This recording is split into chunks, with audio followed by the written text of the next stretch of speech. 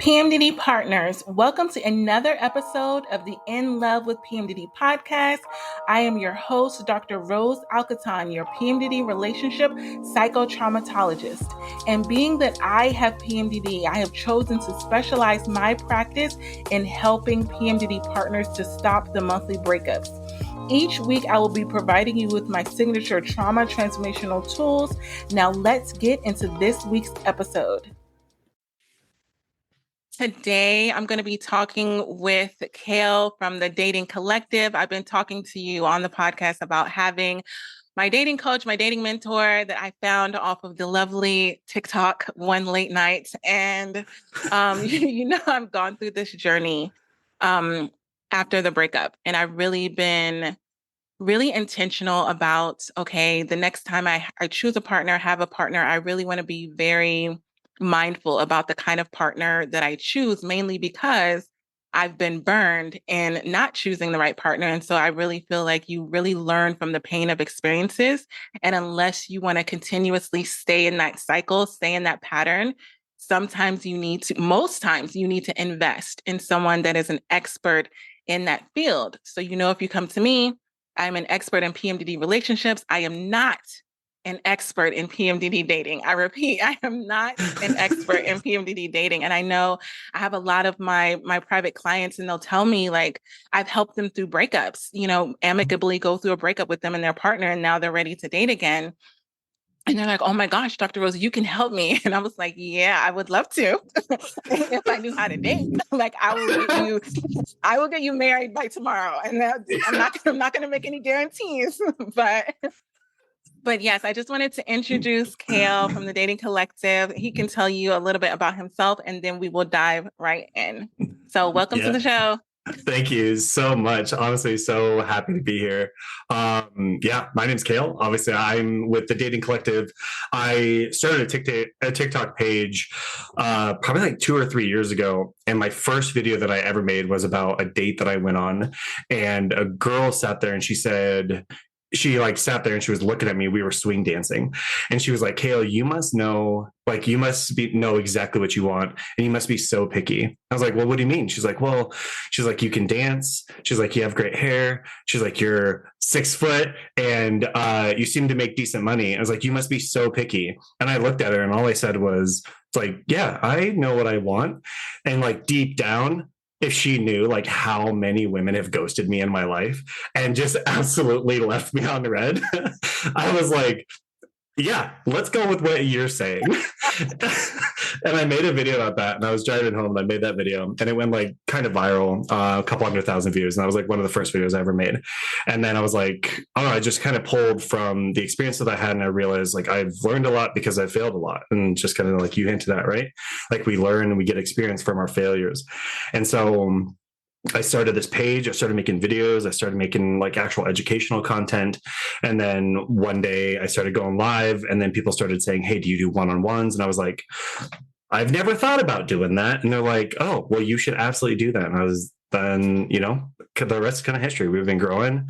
We've got a great community. And yeah, I'm just very happy to be here and have the opportunity. And I just have a passion for love. I love love. And honestly, I have a passion for healthy, emotionally intelligent relationships. And that's what I hope to help other people find. So yeah, I appreciate it. I love being here.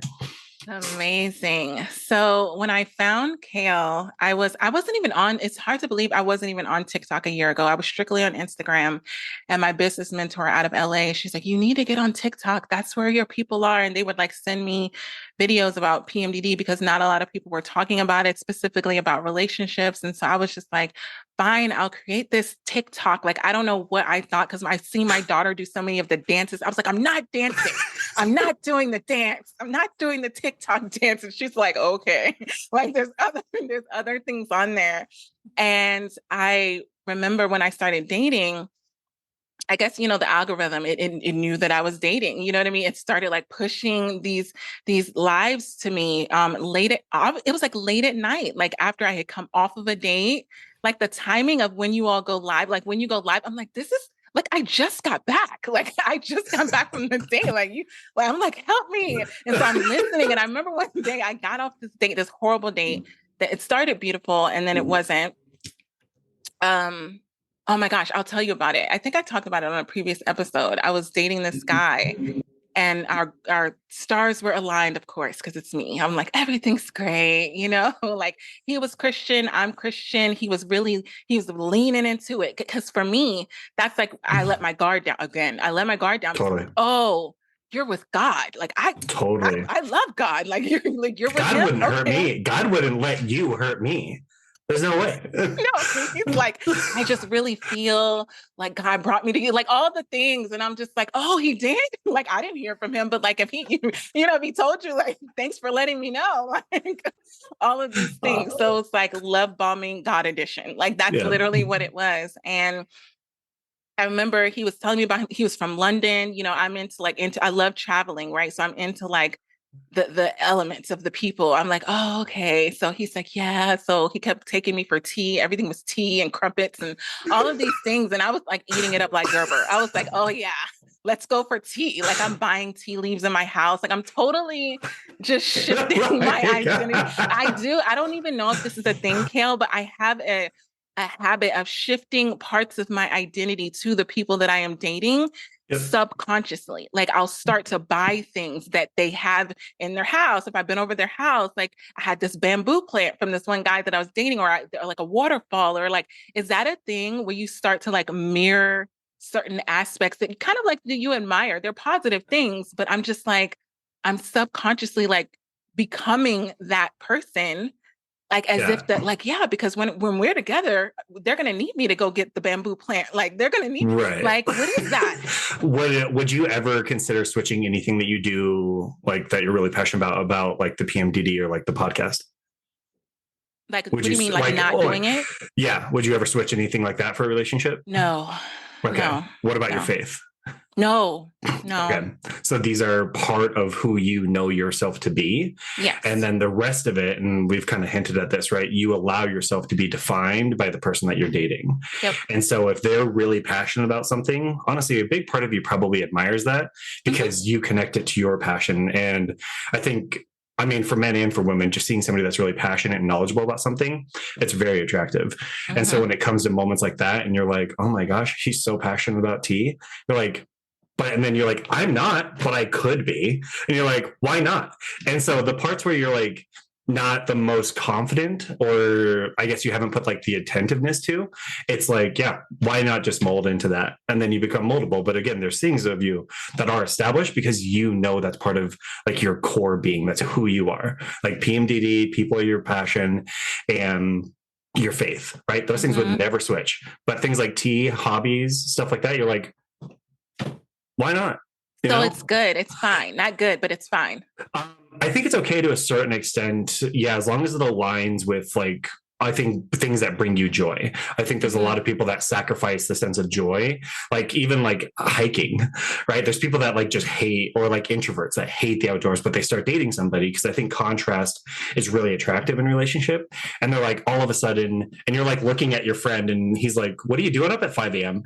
It's like, we're going on a hike. He's like, bro, you've never been on a hike before in your life. What are you doing? And it's like, it's for that person to like impress them. And so I don't know. And some of those things, like I said, could like a byproduct could just be that it's beneficial for you. But yeah, generally with the things that you know yourself to be, that's not going to change. There's other subconscious things where you can kind of mold because you're indifferent. But then there's other things where people that are really insecure and they're just like, I need this connection.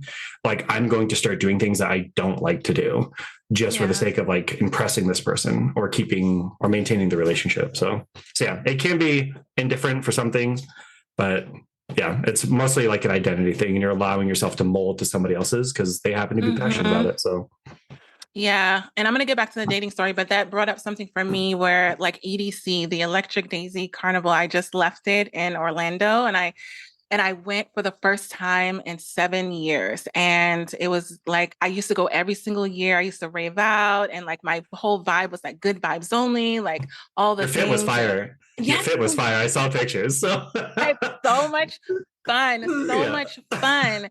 And I remember just coming back and being like, sometimes when you get in those moments of getting into things that are the core of like who you are, Yeah. it's like, why did I ever stop doing this? You know what I mean? Like Yeah. I had to ask myself that. I was on the plane. I was like, what have I been doing? And I had to think about it because I've been journaling a lot. And I was like, oh, I remember my ex when we first met. He was like, yeah, you're into that. That's cool. That's cool. And then the first year I was going to go, he was like, he didn't want me to go. Like he was really going to be jealous and insecure, the people there, like all the things. And because I picked up on that, I stopped going because it would make him feel uncomfortable.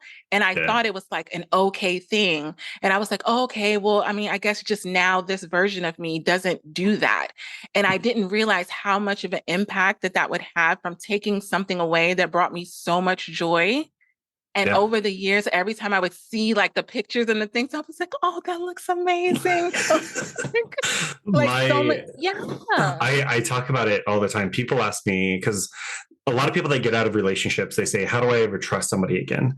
And generally that comes, unfortunately, a little bit from abusive relationships, but a lot of times it just comes from you losing your identity in that relationship. And I tell people, like, you don't trust other people because you don't trust yourself, because you've like kind of betrayed yourself, right? Yeah. You stopped going to these things that absolutely brought you joy.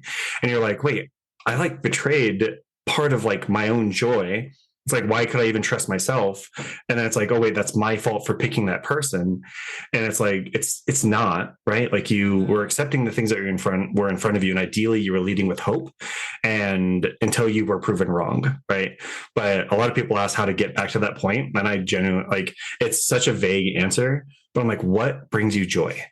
And some people don't think about that. They haven't thought about that in a long time. And I'm like, do things that are authentic to you that bring you joy. And you start to like build this inner trust because you're like, I'm doing this for me. I don't care if I meet anybody. I don't care about the outcome. I'm not looking for a relationship. I just know I'm happy in this moment. Net positive every single time. So I'm glad that was I'm glad that was the experience for you. Seriously.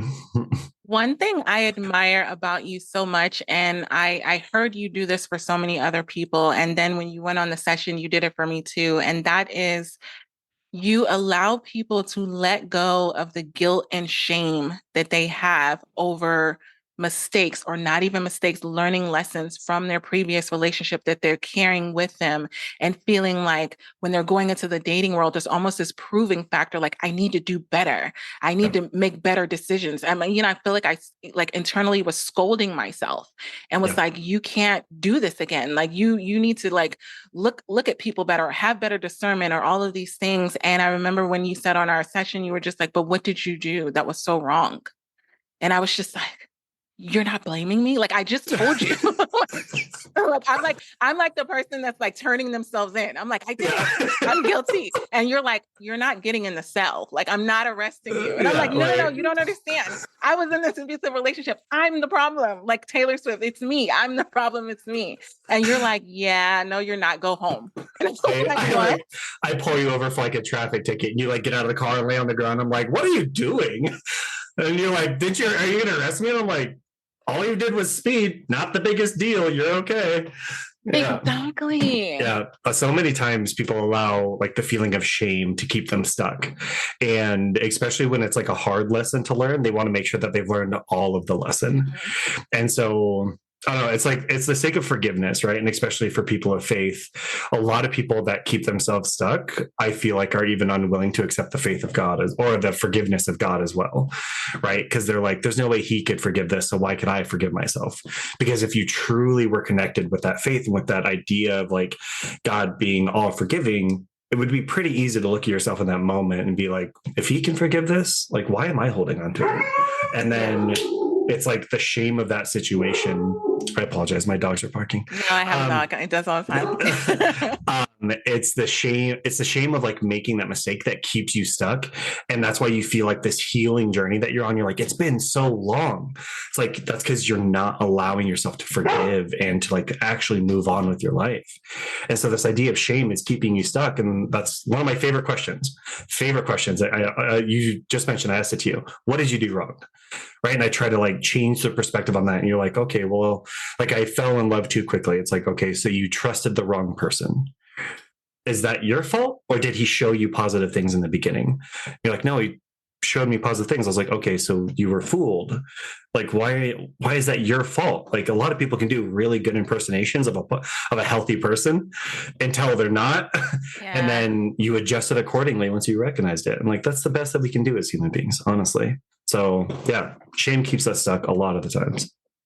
Yeah, and I feel like I'm so protective of my exes, like all of them. Like I'm so whenever I talk about my journey or I really try to process it, it's like I would rather take on the burden of the problem because I feel I have this notion in my mind that if I make it their fault, they're the ones that were wrong, then I have to wait for them to like fix it. But if I say I'm the problem and I was like the thing, then the power is within me to kind of fix something, to kind of rewire it. And because I don't want to, I don't know. I don't, even when people do me wrong, like, cause I maybe that's my history of that. Cause like I've had a lot of like childhood trauma and history of people just doing like the rudest, meanest, cruelest things to me.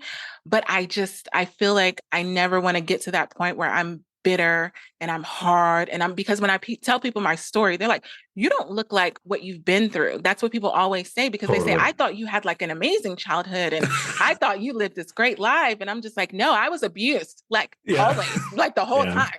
And Yeah. they're just like, but how are you so? And it's like, because I just don't want to cross that line, because I know what it looks like to get your heart hardened, where Yeah. it's just like, and it's justifiable when you think about everything that people have been through, but they're so hard and it takes so long to kind of like chip away at it. And I feel like I don't ever want to meet my person and my heart is so hardened by something that somebody else has done to me. And then essentially I allowed that person to rob me of meeting that person. Because like if they meet that version of me with this hardened heart of like, I just got through this abuse and I just got through this abuse and I don't trust you and I don't know, like, why are you really doing that? Like, I wouldn't want to meet because I know I have a very pure heart. And I would hate to meet someone and they're questioning my intentions, my motives, as if I'm doing something wrong. Like, why are you doing that? Why are you being so nice? Why are you being so like, what do you want from me? And I'm like, nothing. Like, I just, I always believe that you don't miss the things that are meant for you. So if that was a stage of life that you were in or that was a season, it just wasn't your person, right? I don't necessarily believe in the one. I think that we could have wound up with a lot of different people and it's just circumstance that allows it to happen. And like soulmates, you don't find your soulmate, you build into a soulmate, right? Like you build yourself and you build that relationship into being soulmates. And so I don't know, a lot of times, I guess it's like the protectedness of it is one thing, but I think meeting somebody that sees you for who you are or has like the emotional intelligence to see beyond the defensiveness and recognize it's not them, right? And then not only that, but especially as women, like a safe place to lay your heart as well, right? Like a man should be able to bring that energy to you, like I think just naturally. And it's like, hey, this is who I am. And you're like, okay, I'm going to be a little bit guarded. I'm going to be a little bit jaded, but through like patience and perseverance, because they see the value underneath, because I mean, it just clicks sometimes with that stuff. And then you're like, start to open up and the guard starts to come down. And you're like, okay, I feel like I have a safe place to now like lay my heart and I can lay down like this guardedness and just open up. And then obviously that comes with regulating the expectations and knowing people can still always just break your heart again. yeah. But I think it's a positive in that ability to like open up to somebody that, at least for the time being, shows you they're deserving of it. So, So yeah. you think when you're dating that you should have your guard up? No, not necessarily. I Okay. think one thing with dating relationships is that people lead with a guilty until proven innocent Mm-hmm. instead of Mm-hmm. the innocent until proven guilty. Yeah. And I think that creates really jaded circumstances because if you start treating me like a villain immediately, I'm going to be like, again, it's probably not like it's not your time. I'm going to let this go, and like because I did nothing wrong, right? And like Right. you're bleeding on people that didn't cut you. And, like that's not fair to them, and that shows some like unhealed trauma. And to a certain point, like I said, there's levels of that, right? There's nuance of that, but to a certain point, if it's like pretty guarded, Mm-hmm. because I lived my life being the knight in shining armor. I found my identity in fixing broken people, and especially relationships. It's like, oh, you came out of a bad relationship. I got you. I'll teach you. I'll tell you how that you deserve to be treated. I am so good at this. And then they Yeah. would come in, they would heal, and then they would be like, thanks, see ya. And I'm like, cool. So like I was just a safe space for you. Yeah. And in hindsight, I feel pretty blessed to have been part of that journey for a lot of those people. Like if that's all I was, I think I'd still lived a pretty good life. But I learned I got to regulate the expectations on that guardedness, because it's like if I open up and it doesn't turn out and I've already assumed an outcome, heartbreak is 10 times worse. It's like I'm just going to treat you with respect. I'm going to be cordial. I'm going to open up. I'm going to be vulnerable with you because I understand that that vulnerability is not tied to the outcome of this relationship or like my heartbreak. And if you can like disassociate those two things, it's a lot easier to lead with hope and to lead with trust instead of like the guilty until proven innocent. Yeah. All right, so let me circle back to this date. I always do this. Yeah. Let's They're go in. they're used to it. They're used to it. They're like, there she goes. They're like, at some point, she's gonna finish the story. So yeah, we were I'm in the Bay Area. So he was like, oh, let's go. We had been dating for a couple months, and he was like, let's go to a staycation out in Seaside in Monterey by the sea. He loved the sea. Monterey, amazing. And I was just like, sold, like, let's go. And up until then, everything had been amazing. Like you said, we've been drinking tea. We've been like, he had joint custody of his sons.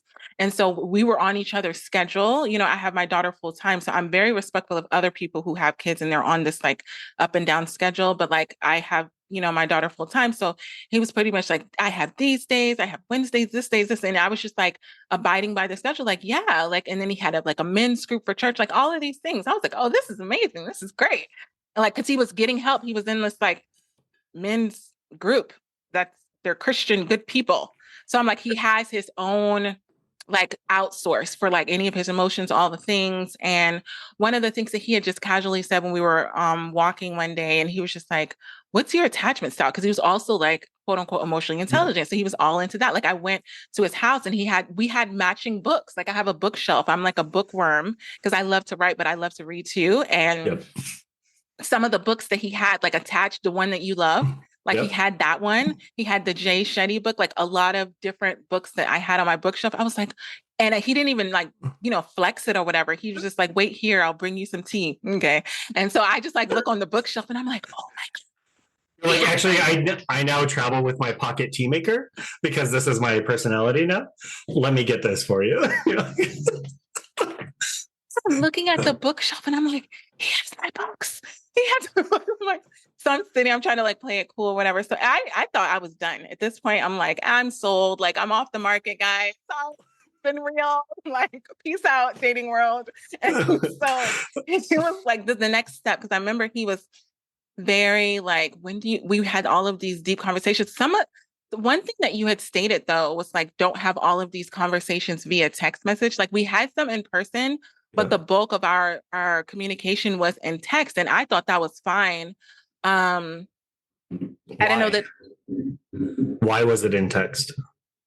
So like when we were apart, Yeah. when we were not together, he would like think about me and say, hey, like asking me dating questions, you know, like, hey, like, what are your thoughts on this? And blah, blah, blah. And so we would have like full on dissertations via text, you know, and in my mind, I thought it was because, you know, our schedules are kind of busy. Like I only see you on these, like it was, and I saw him pretty often, like 3 days a week. But like, I guess in between that time, and in my mind, he's trying to like gauge, like, is this a person that I could be, you know, whatever. So I'm gonna answer the question. So I'm writing I'm writing and everything was aligned. Like it made sense. There were intellectual questions, right? There weren't like, you send me a pic, you know what I mean? Like it was send me your church outfit. You're like, oh, I'm like clutching my pearls like so I was answering them. And so in my mind, this is the thing. In my mind, there's no way on Bob's green earth that I am going to invest this much of my emotional, physical, financial energy in someone that I'm not planning on being with. Like in my mind, this is a sure thing because when we're together, you're planning intentional dates. He was very much like, what do you like to eat? Okay, I'm going to take you, like very nurturing, very adoring, very affectionate. And that's like my weakness. Yeah. That is like my Thoughtfulness. weakness. Oh Yeah. my God. Like that. Yeah, that was my weakness. The whole effect, just little stuff. And, I'm not saying I'm like jumping on him, but I mean, like, it was very much like, Yeah. when we were together, it was very like natural. Like I'm putting my hand here and you're putting your hand here. Like it was just very natural. And so I was just like, check, check, check, check, check. Yeah.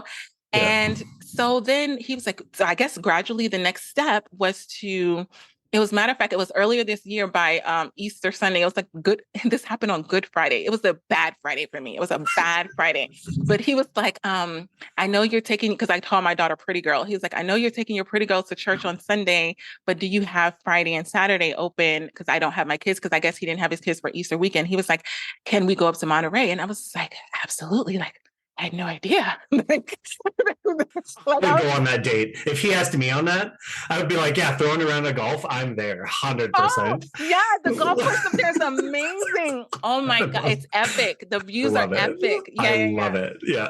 Yeah. So I was like, I packed my little weekender bag and I had all my things. So he was like coming to pick me up at my condo.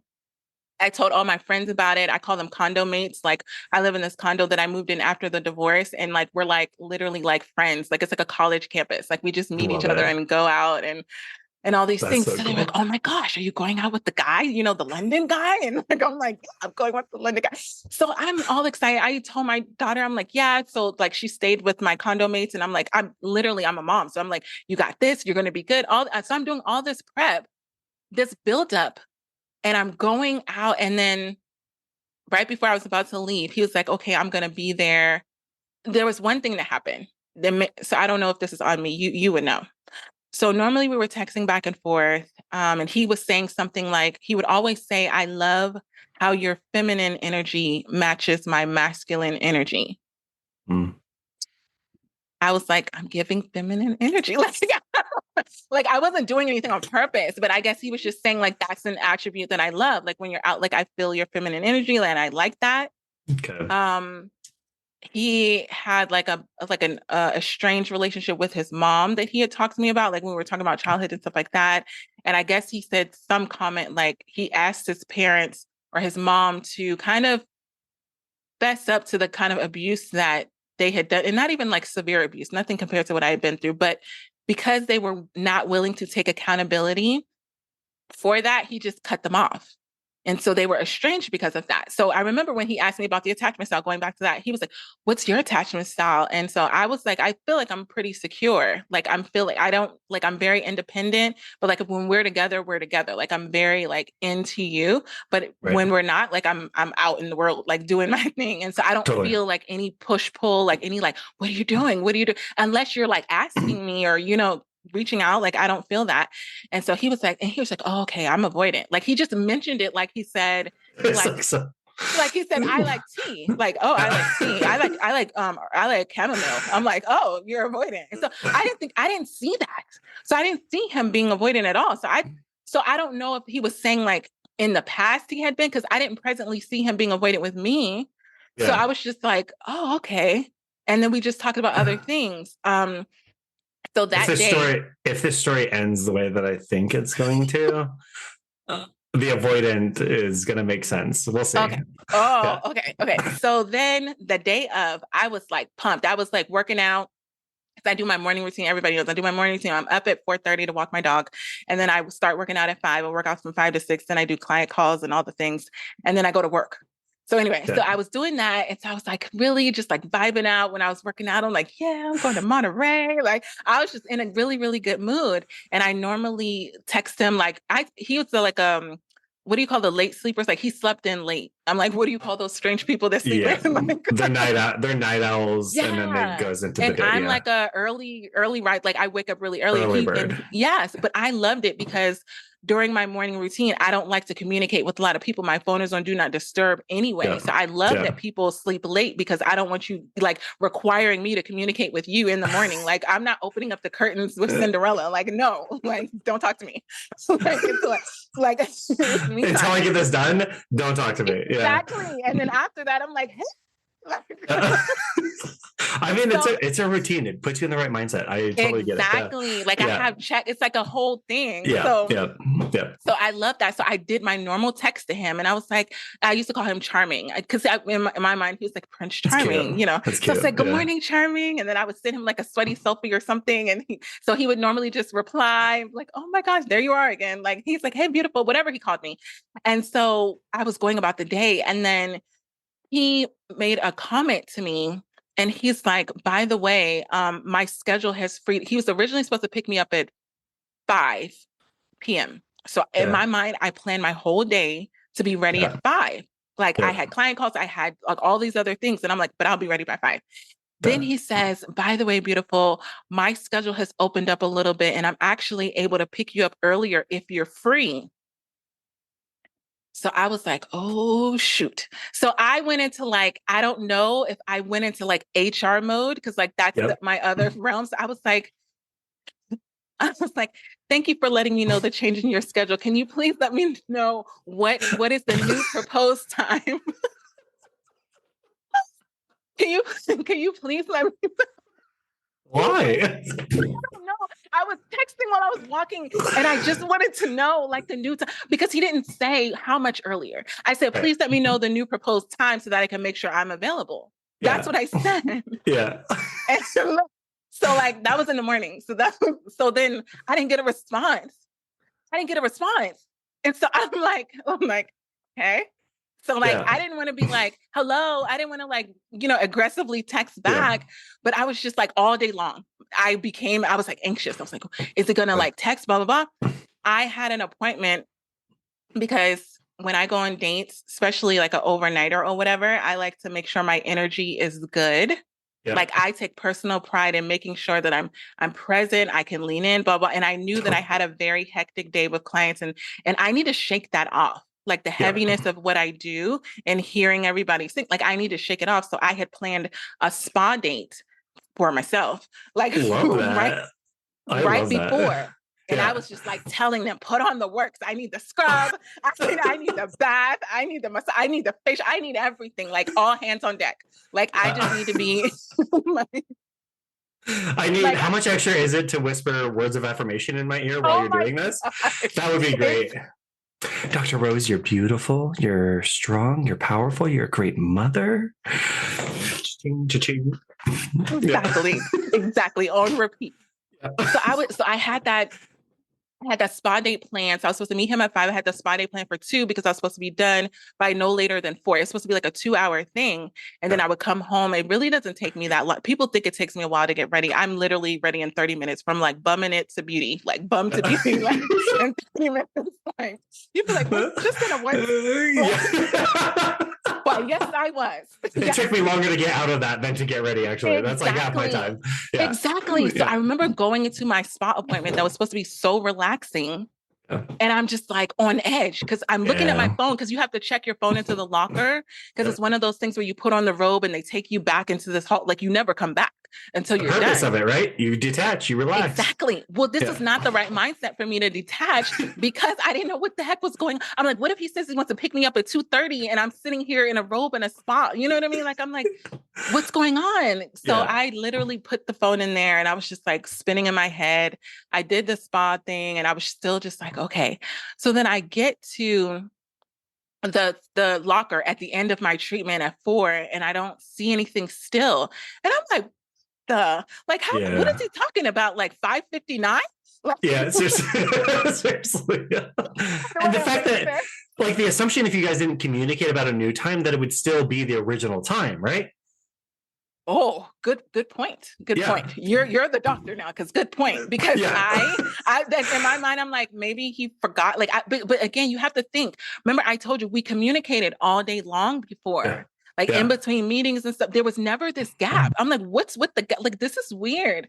So I Yeah. get back and I was telling my daughter, like, I'm getting ready. And my daughter was so sweet that she cooked me dinner. Oh my So God. she's like, I have dinner ready for you. And so all these things. And so she had the plates ready and she set them down. And I was like, oh, thank you. And then he texted me and he texted me and said, so what time would you like me to pick you up, beautiful? I was like, is this a joke? Is this a joke? Like, look at the last message I sent. And I said, I'm home now. I said, I'm Yeah. home now. And then he was like, okay, I'll be there. Like, I'm on my way. And so I was like, what happened to the earlier time? Yeah. Like, I was so confused. Like, so I was like, okay. What time was it at that point? So it was 5:45 and he lives like 25 minutes away. So there was no reason, there was no way he was going to be there on the original time. Yeah. So I Okay. was like, and he's asking me what time. I'm like, so anyway, so I sit down and I have dinner with my daughter. He texts me and he said, I'm here, beautiful, whatever. He's still acting like, because he was acting so quote unquote normal, it made Totally. me feel crazy because Yeah. he was like, I'm here, beautiful. I can't be like going off on you and you're like calling me beautiful. Like, Yep. I'm like, okay. So It he's like, I'm disarms here. you. It Right. disarms you. Yeah. So he's 100%. like, I'm here, beautiful. And then I'll say, okay. I was like, okay, I'm coming out or whatever. So I looked at my phone and saw that. And then I proceeded to go back to eating like the last of my meal with my daughter. And I was like, hey, so I'm going to be gone for that. Like, I'm just going over the things that I had gone over before, just like on repeat. If you need anything, blah, blah, blah, blah, this is what you do. Da, da, da. So it took me 12, I counted 12 minutes past when he said he was there, right? Yeah. So then I got my stuff and I went in there and I have a way of rewiring my brain. Like I can talk myself back into a good mood. I'm really good at that. So I was Okay. just like, just be positive. Like you're good. Like it's fine. He's here. You're gonna have an amazing weekend. Like I'm just like affirmations on deck. Will Like be erased. No problem. Yeah. No harm, no foul. yeah. Yep. Yeah. Okay. I was like, I'm not even gonna bring it up. It doesn't even matter. He's here. Doesn't matter. You We'll talk know, about it later. you know that's like a trauma response, right? Like No, it's you know. something No. it's You something know. that you've learned how to do because of the life that you've lived. Because if Yes. you weren't able to do that, it would ruin every single day. And part of it is like super admirable because you have learned to not allow like one bad thing to like dictate your entire day. But the negative effect of that is that sometimes you have real, authentic, like valuable emotions to feel, and you're choosing not to feel them because you're just like, I can control this. It's a rewiring, and like I said, Yep. it's a protective mechanism. So yeah, in that moment, you had every right to be like, what is going on? You haven't communicated. You dropped the ball here. You didn't do this. And like, obviously, there's a way to articulate that in a way that isn't like freaking out on them, but you had legitimate feelings and you denied those feelings. And then it was going to be all erased by the next good thing. And then the pattern of that goes, and then he keeps doing that. And then you keep learning how to not say anything. Yeah. Then you train yourself again in this relationship to never speak up, and your emotions and feelings are always invalid because you invalidate them first. It's a pattern. But like I said, I admire you because it takes a lot to be able to do that. I think it served you very, very well in your life. But there is a certain aspect where sometimes you need to like feel what you need to feel. So yeah. Yeah. I agree because what happened next was not the best. So I go outside and I do what I just told you I did. I kind of like, I had feelings. I had strong feelings because at this point, I think it was a level of a lot of, some of it was like confusion. A lot of it was confusion, anxiety, but then also a little bit of bitterness because I felt like, you ruined my spa. Like I had all this anxiety. Like I'm sure I Yeah. was preparing myself for you. Like I love like the old school, like not old school. It's not old school. It's like the Egyptian culture, like back in the day where a woman is like presenting herself to the man. Like she's bathing in this Moroccan bath for the king. And I'm like, I'm doing this for you. It's like, I'll take the special shampoo tonight. And so I promised. So I get in the car and I'm just like, hey. And then he said, and I put my bag in the back. And then I said, obviously, he's not opening my door anymore. I don't know what that was about because normally he would open my door. Like that was gone. I was like, okay, I guess we're past that. So because he was in the car. The honeymoon stage ended this morning at 6:58 a.m. Like, whatever. I was like, all right, so I'm opening my door. Like, okay. And I literally got in the car and then he was like, so what happened? And I was like, what? And I thought he meant all day long. And I was like, yeah. Like, Yeah, let's talk about it. Love it. Yeah. He was like, no. He was like, I've been waiting out here for about 15 to 20 minutes for you. I said, what? Like, what? What you mean? Like, I said, oh, and so this is what I did. I said, oh, I was like, let me explain. I said, I was having dinner with my daughter. I said, because, she made me dinner when I came in and I was making sure she was good. So I was talking to her. He's a parent. So in my mind, you're not going to be mad at me. You, Yeah. you have a child. If you would have told me anything about like your sons or whatever, like it's like parents are like, deal off, like, got it. It's your kid. Like your kid comes first, all the things. So it's like, yeah. So in my mind, I'm like, so we're good. Like we're Not good. only that, but he would have known she did that if he had talked to you. Like, yeah, okay. Anyway, So I was continue. like, so I was like, yeah. I said, no, I was, having dinner with Pretty Girl, whatever. And he was just like, well, I really just didn't appreciate, like I told you when I was coming over, I just really just didn't appreciate, having to wait this long for you. So at that point, I didn't know what else to say because I had already apologized. And so he just started driving, right? Yeah. So the vibe was off. The vibe was off. Like, and I Yeah. was just like, man, this is because it's a road trip. So it's kind of like an hour and 30-minute drive. Yeah. So he starts driving and then he was like, oh, so you like this music. Like, I guess he tried to shift the mood by putting on some music that I like or whatever. So he put on some music that I like or whatever. But still, he was not being affectionate anymore. There was no hand holding. There was Yeah. no whatever. So I was like, be the bigger person. So I knew that one of his love languages was physical touch. So I was like, what do I have in my arsenal? Like, what can I do? So he's driving and he's really stoic at this point, very like just driving, like, and I'm just like, all right. So I put my hand on his arm and I was just like, hey. And I said, I'm really sorry. I didn't, I Yeah. was like, Yeah. I'm really sorry. I didn't mean to keep you waiting. Like I said, I honestly just didn't know what time you were coming. Like, I feel like I was so confused with the timeline for today. I said I thought originally that we were going to meet at this time, and then you said that you could meet earlier, but then you never contacted me on the time that we could meet earlier. Yeah. So then he kind of looked over at me and he said, "Did that make you mad?" And I was like what? Like I said, it made me confused. I said no. It made me confused. Yeah. And then he was kind of just like, oh, like what he was doing to me was very reminiscent of what my dad used to do to me, which is withhold attention, affection, all of those things 100%. when I was being scolded. And I felt like my dad was scolding me because my dad used to give me like the silent treatment Yeah. whenever I was like on punishment. Like he just wouldn't speak to me. I would be there. He would not acknowledge me.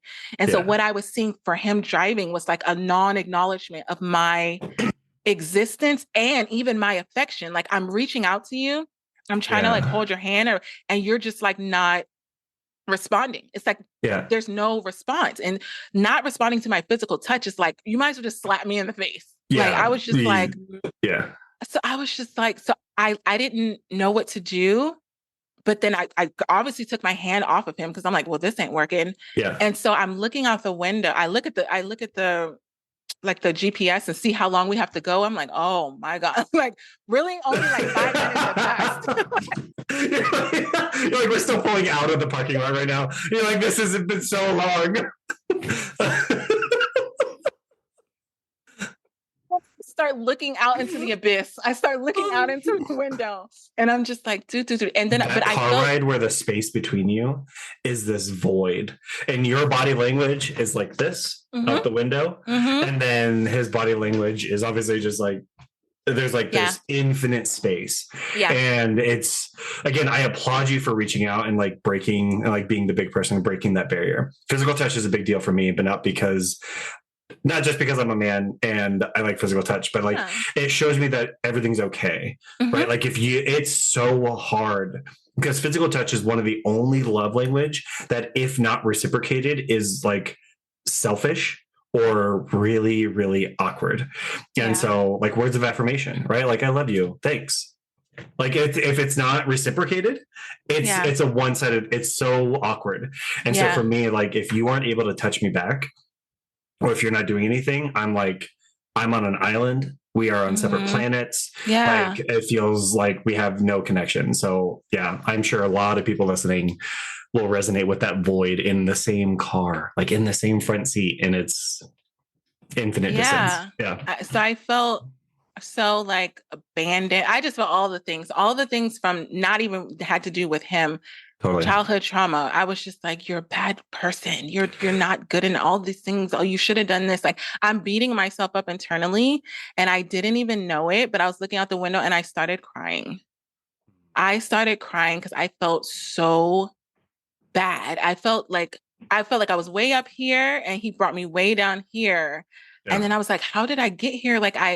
I was being the bigger person. I was doing all these things that were really hard for me to do to kind of turn it. And I felt like it was out of my control at that point. And I was just yeah, like, what do I do? I wasn't even like loudly crying. And the reason why I'm explaining this, because obviously it was annoying to him, because I was like, you know how you can feel the sting of the tears, probably when you try to like hold them back. So I yeah. felt the sting and then they were rolling and I was just like, damn, that's crazy. So then he looked over. Oh, so when he saw that I was crying, by this time we had gone for like almost 45 minutes, 46 minutes, because I looked at the thing again. So he pulled over on the side of the road and I thought he was going to comfort me, Kayle. I was just like, finally, there's some like, I wasn't crying for him, but I was like, finally, it's like you care. Right. And he pulled over and he looks at me and he says, what's going on? And I said, I just had a really long day. And I came after that and I tried to go to the spot. I didn't hear from you. I tried to make sure that I was ready when you needed me to be ready. I didn't mean to be late. I feel very like rejected right now. I feel like there's nothing that I can do to fix it. I'm just telling him all of these things. I'm not belligerently crying like, oh, Right. it was like I was talking calmly, but there were still tears. Like the more I Totally. was describing it, the more I Yeah. was crying. And I see him reach over toward the GPS, like as I'm talking, and he starts like tapping No, something in. no. And I was like, so I'm still like, yeah. So anyway, like I'm trying to still talk, but like, what are you doing? So then he's typing in the GPS. And then he says, yeah, it just really doesn't seem like you're in the right mindset to go on this trip. So how about we do this another day? Oh my God. I was like, what? I said, what did Okay. you, I said, what did you put in the GPS? He said, your home address. Yeah. I was like, what? And I was like, no, I said no, because he said, yeah, because I planned this trip so that we can have a relaxing weekend by the sea. And it just doesn't seem like you're in the right mindset to do And that. he puts it on you like it's only your fault. And I said I would have been in the right mindset had I not been subjected to this confusion earlier. I said, I really don't understand what happened, like where the disconnect was. I said, I was fine. We were fine this morning. We were fine yesterday. Like, I don't understand. And I threw out a lifeline to help fix it. Like this can still be fixed. That's what I told him. I said, please. I was literally, my ego was like, I was like, kill it. It was gone. I was like, please don't do this. Yeah. Please don't do it. I said, because I know me. I know me. Remember, Yeah. we talked about how I'm all in. Yeah. When I'm all in, I'm all in. When I'm all out, I'm all out. I knew if he took me home, like I'm Done. not speaking to you again ever. And I didn't want that. Like I Yeah. was looking at the big picture of like all of these other things. And I'm like, don't do this. Like Yeah. we can still fix. I said, we can still have an amazing weekend. I promise you, I'm not gonna like be weird. Like I'm not gonna be Then it's still on you to fix a situation that wasn't.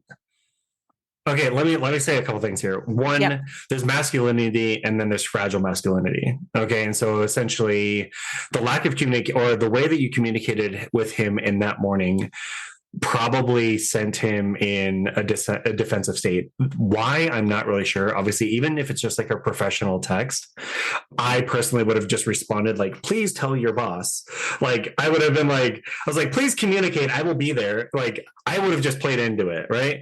Because at this point, you guys have been dating for months and he knows you, right? You feel like he should know you. And so Yeah. then there's that. And so he felt like somewhat dejected. And then that he allowed to basically monopolize his entire day because you were somehow offended by him trying to do something nice for you, or he interpreted it that way. So he let it define his entire day.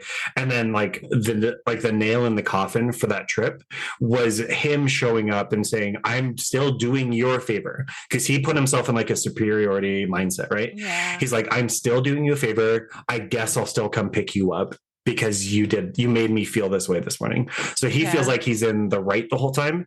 And then when he gets there and then you say, hey, I'm ready, I'll be right out.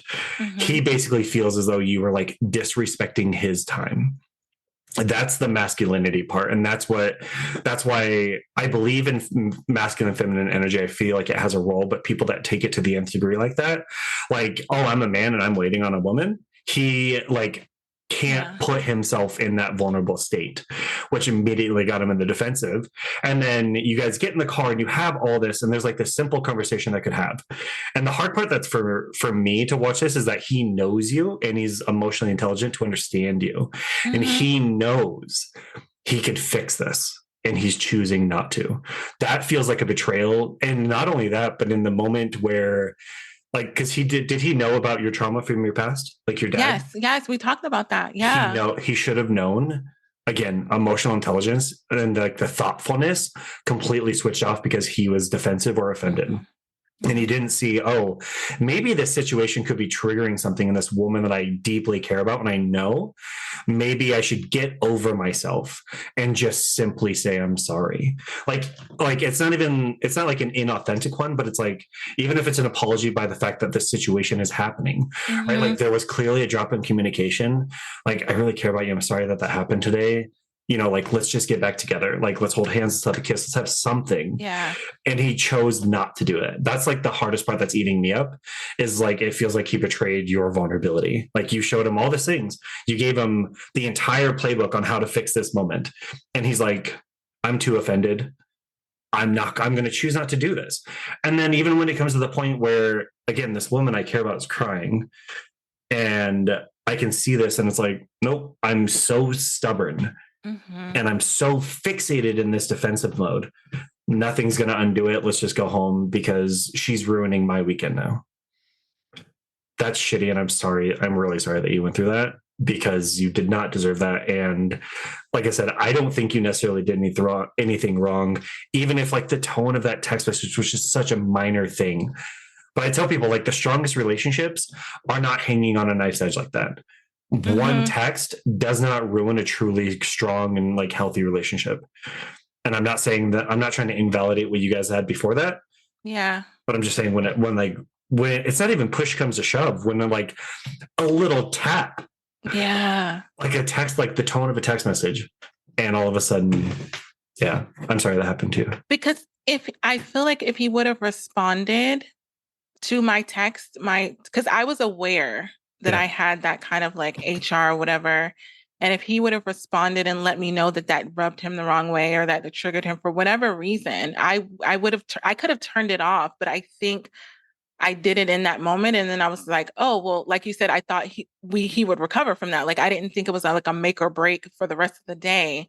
Yeah. And so in that moment where, I was kind of just like, all right, well, please, like, let's just still go. I'll be fine. Like, pretty much I'll patch myself up. Like, I'll be happy again. Like, Yeah. Yeah. cause I know me, I don't dwell on things long, but like, just give me a chance, like, Yeah. for the love of Bob. So But it's then, like, help me help you. He's withholding his frustration, preventing you from having the ability to even apologize for it. Right? There's like couples where it's like, let's say you actually did something wrong. Let's Mhm. say you did like say something super inappropriate or something like that in the morning, and he still didn't communicate with you. That means that he doesn't care enough about you to like give you the opportunity to make him feel better. He cares more about the validity of his hurt than he cares about giving you the opportunity to say sorry. And that's not good. That's like really unhealthy. It's like, help Yeah. me help you, right? Just tell me and I'll apologize. And he's like, And I'm not going to tell you. exactly, I'm really big on like taking accountability and I'm not like, I don't have the big ego or the pride of defending. Even if I did something that hurt your feelings or that rubbed you the wrong way, and I don't feel like it's wrong because I feel like it was something innocent on my part, Totally. I'm still going to apologize because it affected you. It's not Totally. about me, it's about how it affected you. Yeah. And so if we're connected, I'm responsible for what I do that affects you. And I can Yep. take accountability for that and say, okay, now that I know that, it's a learning lesson for me. I'm not going to do that again. Like, Yeah. I understand how that impacted you. Thank you for letting me know. Like, I'm sorry. Like, that could have been for me like a pivotal moment. Like, oh, we got through something. Because before that, we didn't get through anything. Everything had been great. Everything Totally. had been fine. So I'm like, this could be the time. So I was kind of like pleading with him, and he was pretty much driving back towards my house for 45 minutes. Here's the alarming part. 46. Huh? 46. Sorry. I felt like that rapper song. It was like 1748. 1748. Sorry. He's like, correction. Sorry. Yeah. So you have to think. Remember, I told you he turned on the music that I liked going down there? Yeah. When we were going back, he shut the music off and he drove like Cruella de Vil all the way back to my house. Like he was really triggered. Whatever I did, he was gripping the steering wheel like very Like hard. Like, white knuckle. yeah. And I'm Yeah. like looking like, what? And like, what's going on? So then he literally drives and then he drops me off. He stops the car. I get my bag out of the I like look over at him because he didn't talk to me for 45 minutes. But in my mind, you're gonna say something to me, chicken nugget. Like, you're gonna say goodbye. You're gonna say see you some like you're and so Gotta say something. I look over at him and he's still like straight ahead. And I was like, okay. So I get my bag out of the back. I was like, thank God he didn't drive off before I got my bag. Cause at this point, I'm like, he's pissed. So I get my bag out the back and he skirts off like almost like a tire. No, it was a tire screech, like like you hear in the What the movie. hell? And I was like, so I was mortified. And then here goes my daughter. What are you doing? Like, I was Yeah. like, oh, like, and now I got to Yeah. explain this. Like, oh, Yeah. the guy mommy's dating just dropped me off at the curb. Like, I took an Uber home. It was yeah. not good. Honestly, an Uber would have been better. There's probably better conversations to have Yes, with a random Uber exactly. driver. Like, don't make me stay here. So then I like literally, I didn't even tell my friends because I still had to process. It's almost like a state of shock because you're like, Yeah. what just happened? Yep. So then I go to sleep and I wake up in the morning and then he's like, hey, Rose, would you like to chat today? And that was the last text message that he ever sent me. I never responded. Good. On that was a Saturday. Because in my mind, he almost could have saved it if that Friday night, where after he dropped me off, if he like punched the air or did whatever he needed to do to like get the Yeah. aggression out. And Yeah. before he went to sleep, was like, I'm really sorry for how things went today. I look forward Totally. to talking to I look forward to talking to you tomorrow and seeing you again. Something, give me something because I did not sleep well. Like Yeah. I was lit over, like it was bad. And I'm like, And he knows this is happening. Like, he's too smart not to know that this is happening and how you're feeling.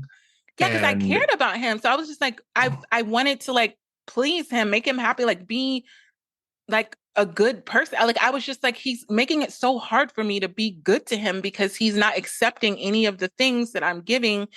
And he said nothing. And then the next morning was just like, would you like to chat? Corporate text message. Yeah. Would I like to chat? And I was just like, we got nothing to talk about. Honestly, the actions said everything in that moment.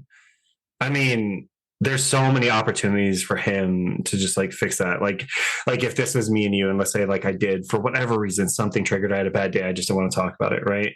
Like you leave and I mean, your emotions are going to be more important than mine most of the time. Honestly, I don't know if that's necessarily a healthy thing, but I'm going to be like, okay, she deserves an explanation. You know, like, dude, I had a bad day. I'm so sorry. This is what happened. You know, like I was projecting this onto this. You didn't deserve that. You know, I want to own up to that, whatever the case may be. But the thing about it is that if you had continued that, when you said that, that was like a pivotal moment for your guys' relationship, you're 100% correct. But if you had continued in that relationship, you would have constantly been in the chasing mindset. You would have always been, when can he drop the hat again? When is he going to do this again? I need to make sure I like cross my T's, dot my I's, and to Yeah. please him.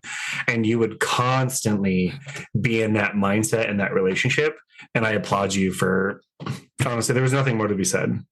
Actions speak louder than words ever will. And I so often, so many people like choose to like ignore the words or ignore the actions and listen to the words because the words like support the bias of the outcome that you want. Mm-hmm, mm-hmm. But I applaud you for recognizing those actions, standing on business, and just like letting it go. Because, like I said, the dynamic of the rest of that relationship is how can I please you at the complete detriment to myself all the Mm-hmm. time? Mm-hmm. And you're already somebody, like you said, you're a bit of, like, you always put people first. Yeah. Like you're the last on the budget every single time, right? Yeah. And then that's really hard to do because over time you convince yourself that all you're worth is whatever's left. And Mm-hmm. so, like I said, it's a good step in a positive direction to say, I know I deserve better than this. So I applaud you for that. So that's when I knew that I needed help of dating because I couldn't believe, like that literally dropped it for me. I couldn't believe that you could connect with someone and have all this time go by, talk about all these things, check all these different blocks mentally, physically, emotionally, spiritually. And then one incident like that be like, and then that's it. And it's Yeah. kind of like that game Sorry, where you put somebody puts your piece back at the start line and you're like, I'm home. Literally, you drop me Yeah. off at home. I'm like, you put my piece. I went all the way across the board. Yeah. I learned about your childhood trauma. I did all this and you put me home. That's And I have rough. to like, but then because you still have the desire for that person, you got to like put your piece back out there and go Yeah. all the way around the board again. And I Yeah. said, and I don't even know that a lot of things like this can be prevented. Like, I don't know that, because for me, I was like, I don't know that I could foresee Right. that was going to be an outcome. And so it's kind of like moving forward, what is like, you said, don't get so attached to the outcome of a situation. And so for me, I guess my biggest like question was like, if I'm not going to be, because I'm used to living in expectation. Like I have to rewire my whole brain about this because I'm used to expectation being a good thing. I'm Yeah. used to like expect the best, and then it happens. Like power of positive thinking. Like I'm a very positive Manifestation. person, so Yeah. I'm expecting you to be my person. Yeah. I'm expecting you to be like tell me the truth. I'm Yeah. expecting you to love me. Like I'm expecting, if you're saying you want what you want and I'm saying I want what I want, then I'm expecting us to be able to meet. And then if it's not a good fit for compatibility, I think I can let that go. If Yeah. it's like, oh, I like this and you don't like this, I want to live my life like if someone told me they wanted the white picket fence, I would be like, I love that for you. Yeah. My bags are packed, babe. Like my bags, like I'm gonna be gone. Like Yeah. this can be my hub, but like Yeah. I'm gonna be gone. Yeah. We're going to be Like traveling all the time. Yeah. exactly. Yeah. So if it's things like that, I have no problem. But when you get so invested, when you feel like things are aligned and then they're just like, oh, but no, there's something. I think it's so discouraging for me because not that I want to quit dating, but I just felt like I put my heart into this because I don't have do stuff. So I'm like, so I'm supposed to like put my I don't know. It's weird Yeah. because you told me to be authentic to who I am. And I'm like, but my heart is literally who I am. So I'm like, no, don't do it. Like, I'm like that person like playing double dutch when I'm like, don't jump in, girl. Don't jump in. It's I think it's a point where like some of the vulnerability needs to be earned, right? And I think there's a lot of people, I definitely kind of still am, but mostly used to be this way. But like I will share everything all the time, like even my journey with my mental health and my dating and my depression. Like I'll tell people that on the first date if the conversation warrants it, Mhm, right? And mhm. if they're going and I'm trying to like empathize or show like a commonality and be like, yeah, this is what I've gone through, this is like really meaningful to me. But there's some aspects of my life that I'm like, this is privilege, right? Like this hurt me, or like this like defined a lot of who I am. Yeah. And then like I'll share that with you eventually, but you have to show me a level of consistency for me to think like that's even worth it, because it's hard for me to open up about it. And I don't want to just do it if you're like, if we don't even know that there's going to be a second date, why would I put myself through that if we don't, like, there's no guarantee here. And I know there's never a guarantee, but I think Yeah. some of that vulnerability definitely needs to be earned over time. And then as far as like the expectations, the thing I always ask is like, what did you do wrong? right? Like, would it have been the wrong thing if it was the right person? Yeah. And then if you can look back on that relationship and been like, hey, like he just wasn't the right person. But then there's also the aspect of the growth, right? There's a previous version of you that spent years in a marriage or like years in relationships that you knew were wrong for you. This Mm-hmm. was like what, 2 months? Yeah. That's growth. It's 2 long months. I get it. And I get it. But again, when you put it in comparison, like contrast Yeah. creates clarity, right? And everybody thinks that growth is linear. Growth is not never making the mistake again. Sometimes it's making it and recognizing it sooner. But ultimately, you led with innocent until proven guilty. You like asked good, deep, vulnerable questions. You were aware of your surroundings. You were curious about his background and his history and stuff like that. Like he was showing you all these good things. And then a situation came, and then all you did was handle that specific situation the best that you possibly could.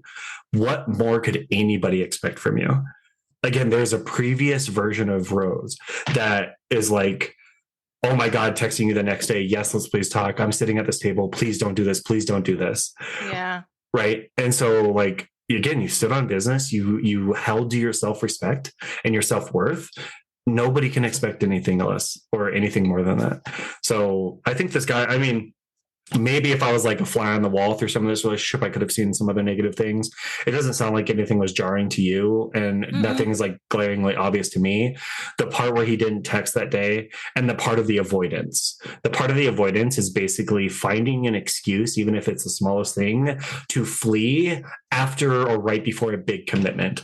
There's a lot of avoidance right before Uh, anniversaries or big commitments or big trips. You'll get the text, hey, I've been thinking, or hey, I've just been doing this. Avoidance see big moments like that as more of like a suffocating energy than the freeing energy. You were able to be more authentically you because you felt secure in a relationship. yeah. That's ideal. People that are healthy understand if you have a secure base, you can jump higher. Okay. And so a lot of people, especially avoidance, they don't understand that. They see the secure base and they feel like they're being drugged down and they feel like they're being constricted. And so when it's like, hey, I got this really big weekend, maybe he was already kind of like, I would assume, I would like to think that this didn't just come out of nowhere. He was already like, this is a big moment, right? Like, this is going to be maybe, I don't know if you guys were like boyfriend, girlfriend. I don't know what the status was, but like maybe there was something big happening. And then the smallest thing happened that derailed everything. Not your person, not your problem, but avoidance definitely find those big things or those small things and make them huge, relationship defining. And so I don't think it's a surprise that it was right before like a 3-day weekend in Monterey with all this money and all this stuff. It doesn't surprise me that he found one thing to find an excuse to like tap into his avoidance. So yeah, Yeah. doesn't overly surprise me knowing he's avoidant. I have one last question. Okay. So for the audience, one of the things that I'm always asked, and I probably wouldn't give the right answer, so I don't. So I know they're like, I asked you a question. And they're like, wait, I know. They're like, you left me on red, Dr. Rose, you left me on red. They always ask when, I know what you're going to say, but I just want to see if you're going to say what I think you're going to say because I take notes. So, Okay. when does someone tell someone that they're dating that they have PMDD? Just think of PMDD as like any other disorder that they may have. Like, when do they tell the person that they're dating, not in a relationship with, just dating, that they have PMDD? I think something like that isn't necessarily or doesn't necessarily have to be like relationship defining. And by that, I mean like having children, right? Like, this is obviously no shade on people that have children, but I think lead with the fact that you have a child, because that person needs to make that choice in that moment of like, hey, is it even worth putting the effort into like trying to incorporate myself into a life of somebody that has a kid? Like, if you know you never wanted kids, I think it's obvious, like yeah, we're going to do this. That said, PMDD, like I said, I think it's a privileged information, right? It's like if you're on the first date, one, no matter when you communicate it, do it in a way that is a statement and it's a matter of fact. It's not a big deal because you can't change it. So you might as well own it. And the bigger deal you make of it, the bigger deal that they're going to make it or interpret it as, right? You're like, I'm so sorry, I had PMDD. I hope you can. You're like, oh, I didn't think this was a big deal. And now you're telling me this. So like, maybe it is a big deal. Like, don't do that. Just be like, oh yeah, by the way, this is something that happens. I want to let you know we have this week coming up. I really appreciate your patience. I'll do the best I can. I'm trying to own my stuff. But, like the fact of the matter is that this is something that happens. And I just hope that you can understand that. And that's great. But that's privileged information. If you're on Mm-hmm. date one, again, if you like blurt it out, it's going to feel like something that you're like projecting as like an insecurity. Yeah. But if you don't even know if you're going to want a second date, I don't think that there's any point in saying it. Like I said, you're not hiding it. It's not like I've had people ask me, they're like, hey, I have like a terminal illness. And I'm Mm-hmm. like, okay, that's going to affect somebody's decision to date. You might want to tell that. But there's people like I dated a gal that had herpes, and it was the first person I had ever dated that had that situation. She didn't tell me until probably 2.5 months into our relationship. And it was to the point where I guess intimacy was potentially a thing. And so we had that conversation about it. And she was very vulnerable with me. We had a very close connection, and she was very open. She's like, I need to tell you about this. She told me the situation. And then she just allowed me to process and choose whether or not that was a big deal for myself, which I appreciated so much. But she said, this is the situation. She didn't say, are you okay with it? She never asked me. She just told me. That's fine. I love that. And then Mm-hmm. I made the choice like, hey, let's have a conversation. I would love to learn more about it. Like, what does that mean? But she waited 2.5 months because we didn't know if there would be a third date or a fourth date. And if she told me that on the first date, maybe it could have, I don't know. I probably still wouldn't have cared, to be honest. But I think the fact that that is privileged information, and she told me when she felt a certain level of consistency or Mm-hmm. like commitment to the relationship. And I think that's a great time to do it. And even if it's like after the fact, or I mean, maybe a little bit after the fact, but it's like, hey, over the last week, you probably have noticed something. It's like, that could be it. But ultimately, I don't think that you can say the wrong thing to the right person, right? If the person actually cares about you, that is going to be a non-factor. If it is a factor, great. At least you don't need to waste any more time. But again, if it's something that's close to you and that you feel like is really vulnerable, they need to earn that from you, and they need to earn it with their presence, and they need to earn that with their consistency. That's when I would tell you. I love what you said of your response would be, I would love to learn more about that, because that is Totally. something that so many PMDD partners, the partner who has PMDD, the PMDD sufferers, what I call them, they're trying to get their partner to want to know more about PMDD. So they're like sliding my podcast on their like phone. They're like, listen to this, like, da, da, da, da. You know what I mean? Because they want them to be inquisitive about it, to learn more about it, because it does impact relationships. And I think when they don't and like intentionally have that kind of inquisitive nature, that curiosity, but they're so willing to use it as like, it's your fault because of your PMDD and you're this and this and this, but they're not Totally. trying to like understand it. I Yeah. think that that's so admirable, that if someone told you that you would be like, tell me more about that. Like, what is that? Like, how does that affect you? Like, what's Yeah. going, kind of like in that way, not like so you're the problem. I knew something was going on, you know? Yeah. There's two things. One, ideally you're with somebody that loves you enough to care about those issues, right? Because they understand if it affects you, it affects them. And even if it's just understanding you're going through this and I just need to be a rock for you in this moment, like in whatever way that I can serve you while this is happening, something that isn't in your control. So I would never hold that against you. That's just wrong, right? It's not your fault. So I'm not going to like make you a victim of it or anything. I'm not going to hold that against you. And then the other part is that if you are trying to communicate that with a man, a lot of times men need to tie it in their brain to an incentive to learn. And you communicate that in a way by basically saying, hey, it would make me feel really valued or seen or loved or heard if you put a little bit of your own effort into researching this. Mm-hmm. I'm willing to answer questions for you. I would love to see you be curious about this because I want to build a healthy relationship with you. And like it or not, this is something that's going to be at the core of our relationship. And so a lot of men, if you just look at them and say, hey, go look at PMDD, they're going to be like, why would I do that? It's not my problem. Right. And Yeah. Yeah. like, That's what they say. It's your I problem, hate to not my say it. problem. Yeah, I hate to say it, but I mean, your problems are my problems, right? We're in a relationship, and so I'm choosing this life for myself, and so a lot of times men need to tie it to like an outcome. Hey, it Mm-hmm. would make me feel loved. It would just make me feel so seen and heard and understood if you would do your own research on this. And then they're like, oh, it's a challenge, it's an objective, and the man's like, oh, I can do this and make my woman feel this. it's more of an objective. I hate to say it because I don't think that's like how it should be. But I think that is a lot of how men are wired. They see it as Gotta like give an the lollipop. objective. It's fine. Yeah, seriously. Seriously. Seriously. I would want to know everything. Honestly. Okay, so tell the audience how they can work with you. You talk to them about your one-on-ones and what that looks like, because I think it's very unique about how you run them and like the value that you get with the recording and everything after that.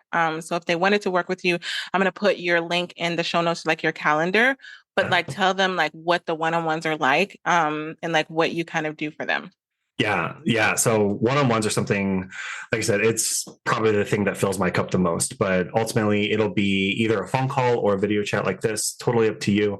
I record everything and then I send you that recording afterwards. Cause a lot of people are like, how can I take notes? I'm like, put down the pen. I want you to be present. Right. And like, I will send this to you. I will give this to you afterwards. So generally I do an hour. Honestly, it can go over. I don't really care. It's just a time slot. And so I'm there for you. And so it's an hour. It's completely private, just one-on-one. We dive deep. I'm not somebody that is ever going to necessarily focus like on the other person. Like I know tonight we talked about why this guy may have done these things. Mm-hmm. I get that like offers some understanding and it might seem like that can offer some peace, but I focus on you. I focus on your whys and your like how you're feeling. And I want to dive with that out and figure out like what the core wound is or what the core issue is so we can help you heal and move towards the healthy relationship that I believe you're actually looking for.